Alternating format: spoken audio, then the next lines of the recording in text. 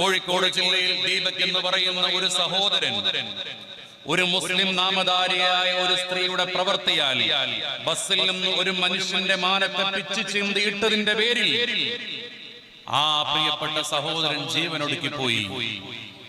അന്നേരമാണ് നമ്മുടെ നാട്ടിൽ പുരുഷ കമ്മീഷൻ രൂപവൽക്കരിക്കപ്പെടണം എന്ന് പറഞ്ഞ് ചർച്ചകൾ വരുന്നത്. ഇവിടെ വനിതാ കമ്മീഷന്റെ പോലെ പുരുഷന്മാർക്ക് ഒരു കമ്മീഷൻ വരട്ടെ, പുരുഷന്മാരുടെ അവകാശങ്ങൾക്ക് വേണ്ടി ഒരു കമ്മീഷൻ വരട്ടെ, എന്തൊക്കെയാണ് ഇതിനുള്ള പരിഹാരങ്ങൾ എന്ന ചർച്ചകൾ നടന്നുകൊണ്ടിരിക്കുന്നു. എന്നാൽ നിങ്ങൾ ആലോചിച്ചു നോക്ക്, ഇന്ന് വർത്തമാന കാലഘട്ടത്തിൽ സ്ത്രീകൾ അവർക്കുള്ള ആനുകൂല്യങ്ങൾ, അവർക്കുള്ള നിയമങ്ങൾ മിസ്യൂസ് ചെയ്തുകൊണ്ടിരിക്കുന്നു. അതിന്റെ ഭാഗമായിട്ടല്ല ദീപക് എന്ന് പറയുന്ന പ്രിയപ്പെട്ടതായ സുഹൃത്ത്, പ്രിയപ്പെട്ടതായ യുവാവ് മരണപ്പെട്ടു പോയത്. അല്ലാഹു അത്തരം വിപത്തുകളെ തൊട്ട് ഈ സമൂഹത്തെ കാത്തുരക്ഷിക്കുമാറാകട്ടെ. അവരന്റെ മാനത്തെ ഒരിക്കലും കളങ്കപ്പെടുത്താൻ പാടില്ല. പരിശുദ്ധ റസൂൽ സ്വല്ലല്ലാഹു അലൈഹി വസല്ലമ തങ്ങൾ പഠിപ്പിച്ചില്ലേ, നീ ഈ ദുനിയാവിൽ ഒരു മനുഷ്യന്റെ ന്യൂനതയെ മറച്ചു പിടിച്ചാൽ നാളെ ആഖിറത്തിൽ അല്ലാഹു സുബ്ഹാനഹു വ തആല നിന്റെ ന്യൂനതയെ മറച്ചു പിടിക്കുമെന്ന് റസൂലുള്ളാഹി സ്വല്ലല്ലാഹു അലൈഹി വസല്ലമ തങ്ങൾ പഠിപ്പിക്കുന്നു. ഒരു മനുഷ്യനിൽ ഒരു തെറ്റ് കണ്ടാൽ അത് പരസ്യപ്പെടുത്താൻ പാടില്ല. ഒരു മനുഷ്യനെ പരസ്യമായി വഷളാക്കാൻ പാടില്ല. വഷളാക്കൽ അനുവദനീയമായ കാരണങ്ങളുണ്ട്.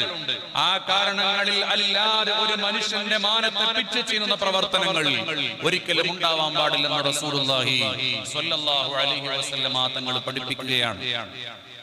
അങ്ങനെ മറ്റൊരുത്തന്റെ മാനത്തെ നമ്മൾ പിച്ചു ചീന്തുകയാണെങ്കിൽ ആദ്യമായി അല്ലാഹു സുബ്ഹാനഹു വ തആല പിച്ചു ചീന്തേണ്ടത് എന്റെയും നിങ്ങളുടെയും മാനത്തെയല്ലേ എന്റെ പ്രിയപ്പെട്ട കൂട്ടുകാരെ. അല്ലാഹു തആല കാത്തുരക്ഷിക്കുമാറാകട്ടെ.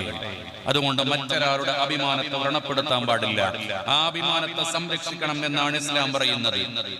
ദീപകിന്റെ മരണത്തിന് കാരണക്കാരി എന്ന് പറയുന്ന ആ പെൺകുട്ടി ആ രൂപത്തിലുള്ള പ്രവർത്തനങ്ങളിൽ നിന്ന് മാറി നിന്നിരുന്നെങ്കിൽ ഇന്ന് ഒരു ജീവൻ പൊലിഞ്ഞു പോകില്ലായിരുന്നു. ദീപകിന്റെ മയ്യത്ത് കൊണ്ടുവന്ന് വെച്ച സമയത്ത് ആ ദീപകിന്റെ അമ്മ നിലവിളിച്ച് കരയുന്നത് കണ്ടവരാണ് നമ്മൾ.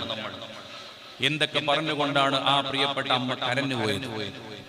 എന്തേ കാരണമുണ്ടായത്?